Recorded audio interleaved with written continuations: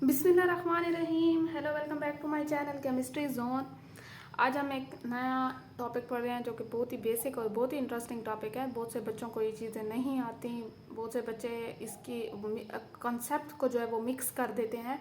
और जो है ये सबसे बेसिक टॉपिक है क्योंकि ये साइंस या मैं कहूँ कि हमारे पास मैटर जो था ये उसी को स्टार्ट कर रहा है, उसी की चीज़ों को ही देख रहा है, मीन्स के एटम को देख रहा है। तो रदरफोर्ड जो था उसके एक्सपेरिमेंट में क्या हुआ, हम इन सारे पॉइंट्स को आज कवर करेंगे इस वीडियो में। और हम लोग ये देखेंगे कि हमारे पास ये एक्सपेरिमेंट क्यों हुआ, कहाँ हुआ, कैसे हुआ, ये सारा जितना भी मेहनत थी किसकी थी, तो स्टूडेंट्स की, लेकिन साइंटिस्ट जो था उसका भी बहुत बड़ा हाथ था जिसने अपने स्टूडेंट से काम करवाया। तो ये सारी चीज़ें देखेंगे जिसमें हिस्ट्री है, 2 क्वेश्चन हैं, operators diagram, observation, conclusion, atomic model. तो वीडियो को एंड तक देखिएगा ताकि आप लोगों को इस टॉपिक पे कमांड हो जाए और ये कभी भी नहीं भूलेगा आपको, क्योंकि आप लोगों ने रटा नहीं लगाना, आप लोगों ने सिर्फ और सिर्फ इस चीज़ को समझना है। सिर्फ आपने एक माइंड में डायग्राम बिठा लेनी है जिसकी वजह से हर पॉइंट आपको क्लियर होता जाएगा बहुत ही सिंपल में। चले जी वीडियो को स्टार्ट करते हैं कि हमारे पास रदरफोर्ड क्या था, रदरफोर्ड ने ऐसा क्या किया, कारनामा सर अंजाम दिया कि उसका इतना बड़ा नाम आ गया। तो चलें जी वीडियो को स्टार्ट करते हैं। सबसे पहले अगर मैं देखूं कि हमारे पास हिस्ट्री जो है, हिस्ट्री क्या चीज़ थी, कि हिस्ट्री को यहीं डिस्कस कर लेते हैं। हिस्ट्री हमारे पास यहाँ पे ये चीज़ें मैं इरेज कर दूँ ताकि आप लोगों के लिए बहुत सी जगह बच जाए और आपको क्लियरली समझ आए। हिस्ट्री जो थी, हिस्ट्री में ये चीज़ था कि रदरफोर्ड एक साइंटिस्ट था जो 1909 में उसने ये एक्सपेरिमेंट की बुनियाद रखी, एक्सपेरिमेंट करना स्टार्ट किया।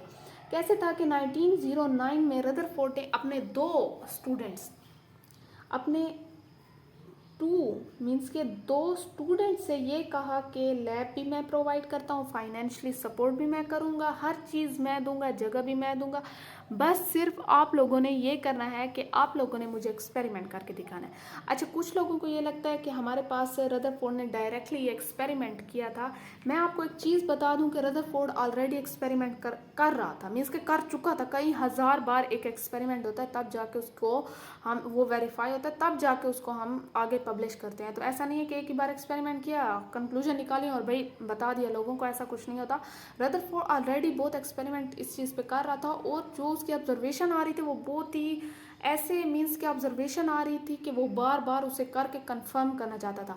अब उसने जब खुद किया था और उसने ऑब्जर्वेशन देखी तो वो उस ऑब्जर्वेशन को कंफर्म करना चाहता था, जिसके लिए उसने अपने 2 स्टूडेंट से कहा कि भाई तुम लोग एक्सपेरिमेंट करो ताकि मैं ये चीज़ देख लूँ कि क्या तुम लोगों का भी रिजल्ट सेम आ रहा है जैसे मेरा आ रहा है। तो उसके 2 स्टूडेंट से, जिसमें एक का नाम था अर्नेस्ट एंड दूसरे का नाम था मार्टसन। अब इन 2 स्टूडेंट्स ने क्या किया कि लैब ले लिया रदरफोर्ड से कि भाई हम एक्सपेरिमेंट करते हैं। अब आप लोग ये सोच रहे होंगे कि भाई टीचर एक्सपेरिमेंट एक्सपेरिमेंट कह रही हैं, किस चीज़ का एक्सपेरिमेंट? एक्सपेरिमेंट उन्होंने जो किया था वो इन दोनों ने, उसे हम लोग अल्फा स्कैटरिंग एक्सपेरिमेंट भी कहते हैं, ठीक है? अल्फा स्कैटरिंग एक्सपेरिमेंट भी कहते हैं। उसने अल्फा रेज ली थी, अल्फा पार्टिकल्स लिए थे, जिसकी वजह से उसने जो था ये एक्सपेरिमेंट किया था। अब स्टेप बाय स्टेप ये समझे कि हमारे पास जो था ये एक्सपेरिमेंट हम क्यों पढ़ते हैं। पहले तो ये समझिए कि why they perform this experiment. उन्हें ज़रूरत ही क्या पड़ गई थी इस एक्सपेरिमेंट की कि हाँ, उन्होंने इतना खुद भी हज़ारों टाइम किया, उसमें भी पता नहीं वो कितनी बार बेचारा फेल हुआ होगा। फिर उसने जो है आगे जाके अपने स्टूडेंट के हवाले ये कर दिया कि भाई मुझसे नहीं हो रहा, भाई आगे तुम लोग करो, मैं तो थक चुका हूँ, आगे तुम लोग करो ताकि मैं तुम लोगों के ऑब्जर्वेशन वगैरह देख के खुद से जो है मैच कर लूँ। तो उसे ज़रूरत इसलिए पड़ी थी कि उसने एटॉमिक स्ट्रक्चर स्टडी करना था, एटॉमिक स्ट्रक्चर की स्टडी करनी थी। ठीक है।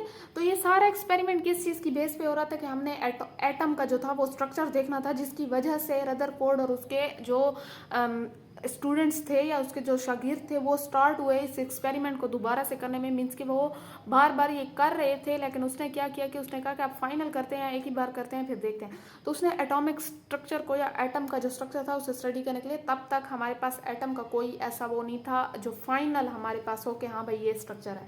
तो हमें क्या चीज़ जो है, हमें क्यों ये ज़रूरत पड़ती है कि हम जो है ये देखें, तो हम भी सेम दूसरे क्वेश्चन का भी सेम ही आंसर है कि हमें भी इसलिए ज़रूरत पड़ती है कि हम एटम के स्ट्रक्चर को स्टडी करते हैं और इससे हमें ये चीज़ पता चल जाती है कि हमारे पास एटम का स्ट्रक्चर जो है वो क्या चीज़ है, वो कैसे बना हुआ है, हमारे पास प्रोटॉन न्यूट्रॉन ये जो है ये क्या है। अब वो जो था वो ये हमारे पास जितना साइंटिस्ट था वो इस चीज़ को स्टडी करने की कोशिश कर रहा था कि वो ये देखना चाह रहा था कि हमारे पास डिस्ट्रीब्यूशन ऑफ चार्जेस कैसे है, डिस्ट्रीब्यूशन ऑफ चार्जेस क्या है, यहाँ तक बात क्लियर है। और वो ये भी देखना चाह रहा था कि हमारे पास जो स्ट्रक्चर ऑफ एटम है वो कैसे है। अब हमें ये ज़रूरत इसलिए पड़ गई कि हम भी ये देखना चाह रहे थे कि हमारे पास जो है, थर्ड क्वेश्चन भी यही था ना कि why do we study this experiment. हमें क्या ज़रूरत है, हमें भी इसीलिए ज़रूरत है कि हम भी स्टडी करते हैं atomic structure, to study atomic structure. हमें भी स्ट्रक्चर जो है मालूम करने के लिए स्टडी करना पड़ता है। ये तीन चीज़ें आपको हो गई। अब आते हैं कि उन्होंने ऐसा ऑपरेटर्स क्या यूज़ किया था एक्सपेरिमेंट में, जिसकी बहुत ही सिंपल ऑपरेटर्स है। मैं आपको ये गारंटी देती हूँ कि आप लोग अगर ये ध्यान से वीडियो देखेंगे तो आपको किसी चीज़ में भी मुश्किल नहीं आएगी। हिस्ट्री हमने देख ली कि उसने किया था स्टूडेंट्स ने, जो रदरफोर्ड के हमारे पास स्टूडेंट्स थे। अब हमने जो है ये देखा कि हम इसलिए उसने एक्सपेरिमेंट किया था कि वो स्ट्रक्चर देखना चाह रहा था एटम का, या डिस्ट्रीब्यूशन ऑफ चार्जेस मीन्स के प्रोटॉन कहाँ पे रखे हुए हैं, इलेक्ट्रॉन कहाँ पे रखे हुए हैं। तब न्यूट्रॉन नहीं हमारे पास डिस्कवर हुए थे, तो आप लोग न्यूट्रॉन का कंसेप्ट दिमाग से निकाल लें। हम क्यों करते हैं स्टडी, क्योंकि हमें भी ज़रूरत होती है कि एटम का स्ट्रक्चर क्या है। जब आप लोग केमिस्ट्री स्टडी कर रहे हैं उसमें एटम आता है, तो आपको पता होना चाहिए कि एटम क्या है, एटम का स्ट्रक्चर क्या है। तो ये सबसे पहला एक्सपेरिमेंट था। अब हमारे पास उसने ऐसा क्या ऑपरेटर्स यूज़ किया था। ऑपरेटर्स मीन्स के जो एक्सपेरिमेंट करते हैं उसका सामान क्या था, ऑपरेटर्स।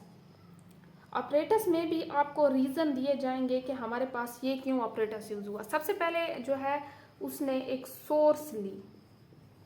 सोर्स किस चीज़ की ली, जिससे हमारे पास एक तो सोर्स ले ली, यहाँ पे एक अल्फा पार्टिकल्स ले लिए, अल्फा पार्टिकल्स, ठीक है जी। तो ये हमारे पास क्या था, सोर्स। अब सोर्स उसने ली, सोर्स कुछ इस किस्म की आप लोग ये देख सकते हैं। मैं यहाँ आपको ये भी बता सकती हूँ, इसने सोर्स में लिया radio active material, radio active material. Radio active material में इसने जो रेडियो एक्टिव मटेरियल लिया वो था फोलोनियम, ठीक है। अब आप लोग एक चीज़ ये देखें कि हमारे पास ये जो रेडियोएक्टिव मटेरियल होता है ये ऐसा मटेरियल होता है जो डिके होता है। मींस के अगर इसका फोलोनियम है, इसका न्यूक्लियस जो है, कोई भी न्यूक्लियस है, ये टूटेगा और ये कोई और न्यूक्लियस में कन्वर्ट हो जाएगा और साथ में या तो अल्फा पार्टिकल्स देगा या बीटा पार्टिकल्स देगा या गैमा पार्टिकल्स देगा। तो जहाँ तक फोलोनियम की बात है, ये सिर्फ मैं आपको रेडियोएक्टिव मटेरियल की बात कर रही हूँ। तो यहाँ तक फोलोनियम की बात है, तो फोलोनियम जब हमारे पास रिएक्शन करता है तो वो हमारे पास अपना न्यूक्लियस किसी और चीज़ में कन्वर्ट करके साथ में अल्फा पार्टिकल देता है। मीन्स के डीके होता है और हमारे पास gives ray of alpha particle, alpha particle P का मतलब। एक चीज़ आप लोग ये याद रखें, हमारे पास जो फोलोनियम है वो स्पेशली हमने इसीलिए लिया है, जो भी चीज़ यहाँ कोई भी रेडियोएक्टिव मटेरियल रख सकते हैं जहाँ जिससे आप लोग अल्फा पार्टिकल निकाल। ये रेडियोएक्टिविटी का चैप्टर जब आएगा आप लोगों को तब ये बहुत ही अच्छे से क्लियर होगा, क्योंकि हमारे पास ये बड़ा न्यूक्लियस है, ये कन्वर्ट होगा छोटे न्यूक्लियस में और साथ में कोई ना कोई रे देगा, या अल्फा हो सकते हैं या गामा हो सकते हैं या बीटा हो सकते हैं। तो हमने लिया अल्फा वाला, फोलोनियम अल्फा देगा। अब हमारे पास कोई भी रेडियोएक्टिव या मटेरियल उसने रख लिया, ये सोर्स ले ली। सोर्स का मतलब होता है किसी चीज़ से आप अपने डिज़ायर वाला प्रोडक्ट ले सकें, अब जो आप चाहते हैं वही चीज़ वहाँ से निकले। तो यहाँ से हमारे पास अल्फा पार्टिकल्स निकलेंगे। याद। अब ये जो सोर्स बनी हुई थी, ये ऊपर से ये जितना भी मटेरियल बना हुआ था ये लेड का था। लेड को रखने की वजह ये थी कि हमारे पास जो अल्फा पार्टिकल्स हैं ये स्कैटरिंग ना करें। क्या चीज ना करें? स्कैटरिंग ना करें। अल्फा पार्टिकल्स जो है उसकी शुआएं यहाँ वहाँ, ये यहाँ ये यहाँ ये ना निकले, बल्कि एक डायरेक्शन में यहाँ निकले। तो लेड लिया। अब लेड की ये प्रॉपर्टी है कि ये हमारे पास एब्जॉर्ब कर लेता है अल्फा पार्टिकल्स को। क्या कर लेता है? एब्जॉर्ब कर लेता है अल्फा पार्टिकल्स को। यहाँ तक आप लोगों को बात क्लियर है? अब इसके बहुत से रीजन तो ये देखिए मैंने बता दी कि रेडियोएक्टिव मटेरियल ये है कि भाई रेडियोएक्टिव मटेरियल वही होता है जो डीके होता है। मीन्स के डीके का मतलब है कि अपने आप की हालत चेंज करके किसी और चीज़ में कन्वर्ट हो जाना, और साथ में कोई ना कोई रे देना। मीन्स के अल्फा पार्टिकल्स दे सकते हैं, बीटा दे सकते हैं, गैमा दे सकते हैं ओवरऑल। लेकिन यहाँ हमने फेलोनियम दिया, हमें तो चाहिए अल्फा पार्टिकल्स, तो मैंने वही एलिमेंट लिया जो अल्फा पार्टिकल्स दे रहे हैं। इसके अलावा जो और अल्फा पार्टिकल्स देते हैं आप लोग वो भी लिख सकते हैं, कोई इसमें दिक्कत नहीं है। फिर मैंने कहा कि जो सोर्स बनी हुई थी वो लेड से बनी हुई थी। लेड से बने होने का मतलब ये था कि अल्फा पार्टिकल्स स्कैटर ना करें, यहाँ वहाँ ना जाए और एब्जॉर्ब करता जाए जो एक्स्ट्रा हमारे पास अल्फा पार्टिकल्स निकलते जाएं। यहाँ तक बात क्लियर है? सोर्स। अब देखते हैं अल्फा पार्टिकल। आप अल्फा अल्फा अल्फा जहाँ भी देखेंगे अल्फा पार्टिकल्स है। अल्फा पार्टिकल्स होते क्या हैं? जो हीलियम न्यूक्लियाई होते हैं जिन पे डबली चार्ज होता है, पॉजिटिव, जो हम इसे कहते हैं कि ये हैवी न्यूक्लियाई है। ठीक है। अब ये जो है हमारे पास हैवी न्यूक्लियाई आराम से जाएगा, हमारे पास स्कैटरिंग का फिनोमिना शो कर सकता है। ये जितने भी एटम पे लगेगा या प्रोटॉन उस पे लगेगा, न्यूट्रॉन तो नहीं कह सकते क्योंकि न्यूट्रॉन डिस्कवर ही नहीं हुआ था, या इलेक्ट्रॉन पे लगेगा। तो ये हमारे पास हैवी न्यूक्लियस लिया गया। अल्फा पार्टिकल्स का मतलब हीलियम न्यूक्लियाई भी आप लोग कह सकते हैं। तो ये उसने अल्फा पार्टिकल्स इन्हें कहते हैं, तो ये हमारे पास हीलियम न्यूक्लियाई लिया। यहाँ तक बात क्लियर है? अब यहाँ पे थोड़ा सा ये चीज़ें रेस कर देते हैं ताकि आप लोगों को समझ आ जाए। अब ये चीज़ें, अब थर्ड पे उसने लिया हमारे पास गोल्ड की एक फॉइल, गोल्ड फॉइल। अच्छा, उस गोल्ड फॉइल का मतलब एक पतली सी शीट ली, बिल्कुल पतली सी। तो कोई 0.004 सेंटीमीटर के इक्वल उसने कोई शीट ली गोल्ड की, जो कि बहुत ही पतली थी। अब इतनी ज़्यादा थिन लेने का रीज़न क्या था? उसने गोल्ड ही क्यों लिया? सबसे पहले तो ये रीज़न देखें कि गोल्ड उसने इसलिए लिया कि गोल्ड की एक प्रॉपर्टी होती है मेलिएबल। आपने शायद ये हमारे पास फिजिकल प्रॉपर्टीज़ में ये चीज़ पढ़ी होगी। मेलिएबल का मतलब होता है कि जो चीज़ कन्वर्ट होती है थिन शीट्स में, पतली शीट्स में, थिन शीट्स में, तो गोल्ड की ये प्रॉपर्टी है। अब उसका ये थिन शीट में लेने का मतलब क्या था, या इतनी ये देखें उसने क्यों लिया? क्योंकि वो चाहता था कि मैं जब पतली शीट रखूं तो इतनी पतली शीट रखूं कि सिर्फ उसमें एक एक हमारे पास एटम आए। ये देखिए पूरी शीट है, एक एक एटम आ रहा है, इसके पीछे कोई और एटम हो ही ना, ताकि स्टडी को हम सिंपल कर सकें, ताकि हमारे पास जो स्कैटरिंग का फिनोमिना हो वो सिंपली एक ही एटम पे परफॉर्म हो सके। अगर बहुत ज़्यादा एटम होंगे तो जाहिर बात है आपका एक्सपेरिमेंट हो भी नहीं सकेगा, क्योंकि वो एक से टकराएगा, दूसरे से टकराएगा, तो आपकी ऑब्जर्वेशन और ये चीज़ें नहीं ले सकते। इसलिए उसने बहुत ही पतली किस्म की, बहुत ही कम जो है लेंथ में या विड्थ में कह सकते हैं, विड्थ में लिया। तो हमारे पास उसने गोल्ड लिया क्योंकि इसकी प्रॉपर्टी थी, ये शीट में कन्वर्ट हो सकता था, इसलिए उसने इसी प्रॉपर्टी की वजह से इतना कम लिया ताकि सिंगल हमारे पास एक लेयर आए एटम की और आसानी से एक्सपेरिमेंट परफॉर्म हो सके। यहाँ तक बात क्लियर है? अब जो चौथी चीज़ थी, उसने चौथी चीज़ ली, उसने fluorescent zinc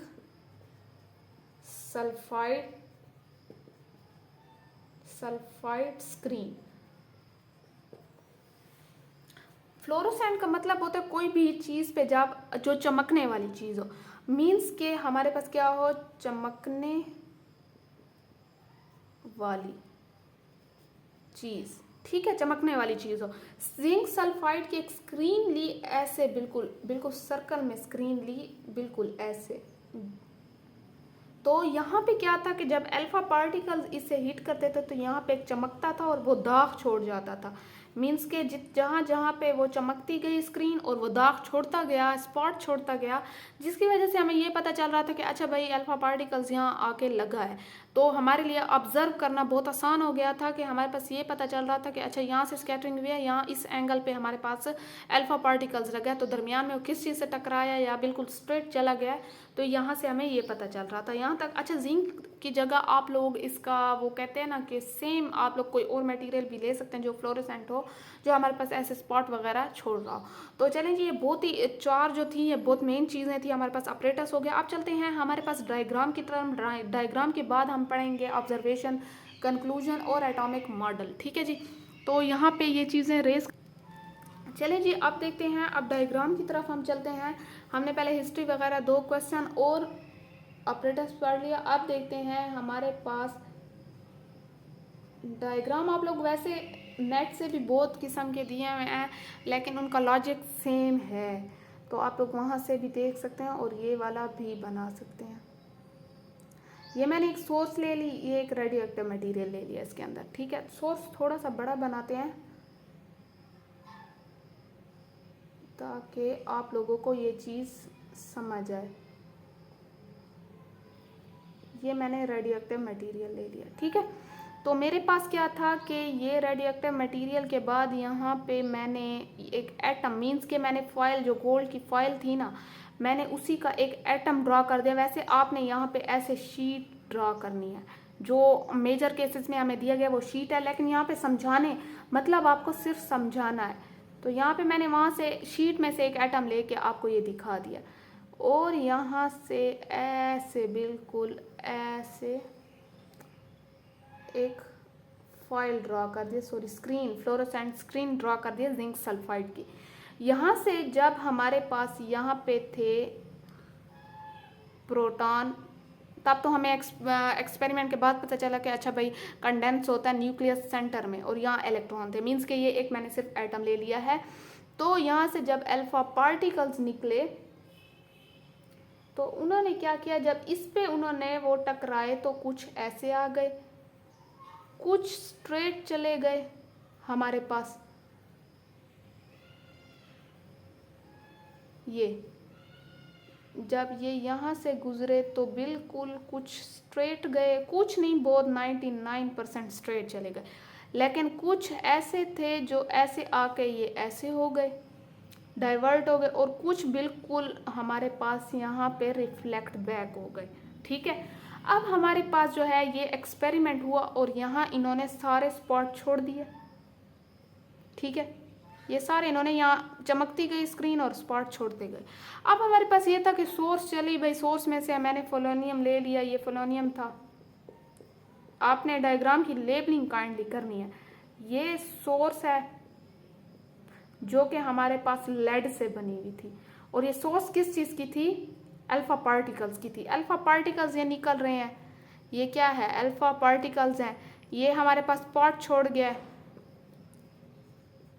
after striking alpha particles. ठीक है, तो ये मेरे पास गोल्ड फॉयल का एक एटम है, गोल्ड फॉयल। तो ये आपने लेबलिंग वगैरह कर लेनी है। यहाँ पे अब आपको क्या समझ आ रही है कि हमारे पास स्ट्रक्चर का कैसे पता चला। अब डायग्राम के बाद उसने ऑब्जर्वेशन ये दी थी, 3 चीज़ों की ऑब्जर्वेशन दी थी। सिंपल मैं बताती हूँ, कोई लंबी आपको थ्योरी नहीं देनी। यहाँ पे उसने ये कहा था कि हमारे पास मोस्ट ऑफ अल्फा पार्टिकल्स क्या होगा, पास्ट स्ट्रेट, बिल्कुल सीधे चले गए थे। इसका ये मतलब था कि बहुत सी जगह खाली थी जिसकी वजह से वो चले गए थे सीधे। उसने कहा कि सम ऑफ अल्फा, ये पार्टिकल्स रिफ्लेक्ट कह दें या डिफ्लेक्ट कह दें, आप लोग डिफ्लेक्ट कह दें। ठीक है, deflected. Some of alpha particles, ये क्या है, deflect at small angle, deflected at small angle. ठीक है, मीन्स कि ये थोड़ा सा ऐसे डिफ्लेक्ट हो गया, जब यहाँ से ये गया तो थोड़ा सा यहाँ पे ऐसे डिफ्लेक्ट हो गया। तो ये था कि हमारे पास ये स्मॉल एंगल पे हुए थे। अब 99% तो ये था। अब रदरफोर्ड को ये जो 0.4% और ये 0.1 और 0.2% जो ये आ रही थी ना, ये चीज़ें, यही चीज़ें तंग कर रही थी। वो इसलिए बार बार एक्सपेरिमेंट कर रहा था कि क्या मेरी ये दो चीज़ों की ऑब्जर्वेशन सही है भी कि नहीं। तो यही चीज़ थी कि उसने ये चीज़ ऑब्जर्व की थी। अब इसके अलावा उसने क्या देखा था कि हमारे पास उसने इस चीज़ों से कंक्लूड क्या किया था, हमारे पास उसने जो चीज़ें कंक्लूड की थी, उसने कहा कि कुछ तो एक्सपेरिमेंट जो था डिफ्लेक्टेड बैक, आप लोग यहाँ कर लें कि वो पीछे आए थे दोबारा, जैसे ये आए हैं ये और ये वाले। अब उसने कंक्लूजन क्या दी थी इन सब के बावजूद, ऑब्जर्वेशन उसने जो ऑब्जर्व किया था एक्सपेरिमेंट के बाद जो रिजल्ट आया था उसे ऑब्जर्वेशन कहते हैं। अब उसकी खुद की कंक्लूजन क्या थी, उसने इसकी समरी क्या की थी, उसने ये कहा था कि हमारे पास जो है most of space inside the atom is empty. क्योंकि ये पहले इस पे जो स्ट्रेट चले गए थे, इसी की बेस पे उसने ये कहा था कि बहुत सी जगह खाली है। Most of space inside atom is empty, ठीक है, क्योंकि ये बहुत से स्ट्रेट चले गए थे। दूसरा उसने ये कहा था कि हमारे पास ये जो स्ट्राइक हो रहा है और वो भी सेंटर पे हो रहा है, तो उसने कहा था कि न्यूक्लियस यहीं कहीं सेंटर में ही है। पॉजिटिवली चार्ज्ड न्यूक्लियाई या पार्टिकल। अच्छा, आपने एक चीज़ याद रखनी है, तब तक हमारे पास न्यूट्रॉन का जो था वो डिस्कवरी नहीं हुई थी, तो आपने सिर्फ प्रोटॉन को माइंड में रखना है। पॉजिटिवली चार्ज पार्टिकल या nucleus present inside an atom, atom के अंदर ही है पॉजिटिवली चार्ज, ठीक है ना, उसने ये कहा था। अब थर्ड पे उसने ये कहा था कि हमारे पास जो है साइज ऑफ न्यूक्लियस जो है वो न्यूक्लियस जो है वो क्या है, स्मॉल है as compare to atom. Size of nucleus जो है वो क्या है, स्मॉल है एज कंपेयर टू एटम। अब उसने ये तीन चीज़ों की वो की थी कि हमारे पास स्पेस भी हो है और कहीं ना कहीं है, और इसका साइज़ भी स्मॉल है क्योंकि बहुत सी जगह खाली है। तो अगर इसका साइज़ बड़ा होता तो बहुत ज़्यादा हमारे पास अल्फा पार्टिकल्स जो थे वो डिफ्लेक्ट बैक होते, लेकिन ऐसा नहीं था, वो बहुत ज़्यादा स्ट्रेट चले गए थे। तो मीन्स कि हमारे पास जो न्यूक्लियस है वो छोटा है, जिसकी वजह से उसके आसपास से वो गुजर गए थे। तो ये उसकी ऑब्जर्वेशन और कंक्लूजन थी। तो चलिए जी, अब ये देखते हैं कि उसने इन चीज़ों के बाद एटॉमिक मॉडल क्या दिया था और उसके पॉइंट्स क्या दिए थे। चलिए जी स्टूडेंट्स, अब देखते हैं हमारे पास जो इस एक्सपेरिमेंट के बाद उसने मॉडल प्रेजेंट किया, जिसमें एटॉमिक जिसे मॉडल कहते हैं उसमें पॉइंट दिए, और ये सारे एक्सपेरिमेंट और ऑब्जर्वेशन और कंक्लूजन के बाद जो मेन पॉइंट्स निकले जिन्हें हम स्टडी करते हैं, हमारे पास जो बेसिक समरी आ गई थी वो ये चीज़ थी कि उसमें कुछ 6 पॉइंट्स दिए गए थे, जिसमें उसने एटम का सारा बता दिया था, स्ट्रक्चर वगैरह के बारे में।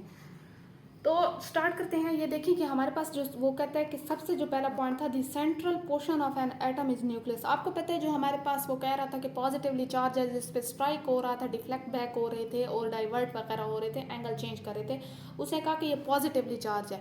आप लोग एक चीज़ माइंड में रखें कि हमारे पास हीलियम भी पॉजिटिवली चार्ज था, और हमारे पास जो प्रोटॉन होते हैं वो भी पॉजिटिवली चार्ज होते हैं, तो रिपल्शन कहीं ना कहीं बनती भी है, ठीक है। तो इट कंटेन प्रोटॉन्स। तब न्यूट्रॉन तो नहीं डिस्कवर हुए थे, बाद में न्यूट्रॉन डिस्कवर हो गए, तो आप लोग लिख सकते हैं कि it contain proton and neutron. तो इलेक्ट्रॉन और रिवॉल्विंग, अब दूसरे पे चलते हैं, इलेक्ट्रॉन और रिवॉल्विंग अराउंड द न्यूक्लियस। वो कहता है कि इलेक्ट्रॉन्स जो होते हैं सेम, जो हमारे पास ये पॉजिटिवली न्यूक्लियस होता है और इसके इर्द गिर्द हमारे पास शेल होते हैं जिसमें इलेक्ट्रॉन्स रिवॉल्व कर रहे होते हैं। तो वो कहते हैं ये सेम वैसे रिवॉल्व करते हैं जैसे हमारे पास सोलर सिस्टम में अगर आप लोग देखें प्लैनेट्स जो होते हैं, अर्थ वगैरह हमारे जैसा हो गया, तो ये सन को इन्होंने न्यूक्लियस कह दिया और जो प्लैनेट्स हैं उनको इलेक्ट्रॉन कह दिया। सेम भाई वैसे रिवॉल्व करते हैं जैसे प्लैनेट्स किस चीज़ के इर्द गिर्द, सन के इर्द गिर्द रिवॉल्व करते हैं, सेम इलेक्ट्रॉन भी ऐसे रिवॉल्व करते हैं न्यूक्लियस के इर्द गिर्द। थर्ड पे उन्होंने कहा कि the size of nucleus is very small as compare to atom. Obviously size जो हमारे पास था वो स्मॉल ही होगा क्योंकि ये सेंटर में था। उसने कहा कि कोई पॉजिटिवली चार्ज जो है चीज़ है न्यूक्लियस जिसे उसने कहा था, उसने कहा कि वो सेंटर में पड़ा हुआ है क्योंकि सेंटर में ही हमारे पास रिफ्लेक्ट बैक हो रहा था और एंगल चेंज हो रहा था साइडों से, तो वो स्ट्रेट जा रहे थे। ठीक है, तो उसने कहा कि हमारे पास जो था ये साइज़ बहुत छोटा है। ऑब्वियसली ये पूरे एटम का साइज़ और न्यूक्लियस का साइज़ तो छोटा है, तो उसने इस चीज़ का भी जिक्र किया। और उसने कहा कि most of space is empty. Obviously जब यहाँ से हमारे पास अल्फा पार्टिकल्स गुजर रहे थे तो हमारे पास मोस्ट ऑफ स्पेस एम्प्टी थी, सिर्फ यहाँ पे हमारे पास रिफ्लेक्शन और एंगल चेंज हो रहा था। Atom as a whole is neutral particle. आपको पता है कि हमारे पास इलेक्ट्रॉन भी होते हैं और प्रोटॉन भी होते हैं, तो हमारे पास ऑन दी होल जो है एटम क्या है वो इलेक्ट्रिकली न्यूट्रल है, एटम पे कोई चार्ज नहीं होता।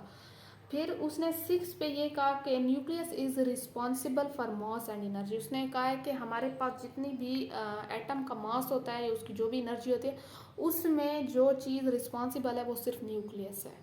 इलेक्ट्रॉन तो ऐसे घूम रहे होते हैं हवा में, इर्द गिर्द शेल्स में, मीन्स के ऑर्बिट में अपने। तो उसने कहा कि हमारे पास जितनी भी एनर्जी और ये चीज़ें और मीन्स के एटम की जो प्रॉपर्टीज़ वगैरह उसने कही हैं, तो ये बहुत ही बेसिकली जो था ये न्यूक्लियस पे डिपेंड करें और रिस्पॉन्सिबल है कि जितना मास मीन्स क्या है, वजन जितना उसका है किस चीज़ का एटम का, तो वो किस चीज़ पे डिपेंड कर रहा है और उसकी एनर्जी से रिलेटेड जो भी चीज़ें थी वो हमारे पास न्यूक्लियस पे डिपेंड करी थी। आई होप सो आप लोगों को समझ आ चुकी होगी। इससे सिंपल एक्सप्लेनेशन मुझे नहीं लगता कि कोई होगी इससे सिंपल एक्सप्लेनेशन। तो चलें जी, अगली वीडियो में मिलते हैं। अगली वीडियो में हम कुछ ना कुछ इंटरेस्टिंग पढ़ेंगे, अच्छा पढ़ेंगे। आप लोगों को अगर फिर भी कोई डाउट है आप लोग कमेंट सेक्शन में मुझे बता सकते हैं। अब तक के लिए इतना काफ़ी है। इस चीज़ को आप दोबारा रिमाइंड कर लें, सिर्फ डायग्राम माइंड में रख लें, ऑब्जर्वेशन, ये चीज़ें आपको खुद भी पता चल जाएंगी कि कॉमन सेंस में क्या चीज़ आ रही है और कैसे हो रहा है। तो चलें जी, अगली वीडियो में मिलते हैं। अब तक के लिए अल्लाह हाफिज़।